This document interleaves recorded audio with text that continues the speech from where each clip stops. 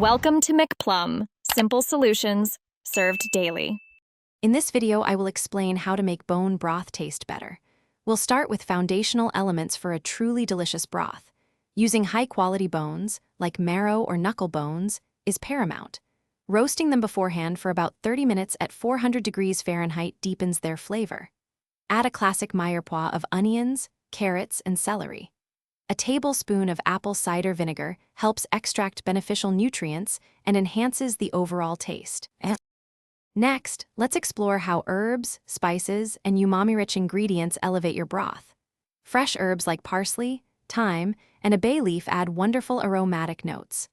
A teaspoon of whole black peppercorns and a generous pinch of sea salt are essential for seasoning.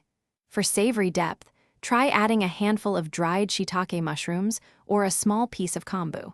A tablespoon of tomato paste also contributes a subtle, rich umami flavor to your simmering pot.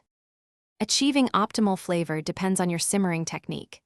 Aim for a long, slow simmer, ideally between 12 and 24 hours for beef bones or 6 to 8 hours for chicken bones. Maintain a gentle simmer, not a vigorous boil, to prevent cloudiness and preserve delicate flavors.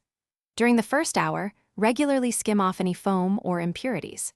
If the liquid level drops, add cold water to keep ingredients submerged. Finally, let's discuss finishing touches and proper storage. Once your broth has simmered sufficiently, strain it carefully through a fine mesh sieve or cheesecloth to remove all solids. Taste your broth and adjust seasoning with additional salt and freshly ground pepper as needed. Allow the broth to cool completely before transferring it to airtight containers. It can be stored in the refrigerator for up to 5 days or frozen for several months, ensuring delicious broth is always on hand. Thanks for watching. Stay juicy and subscribe.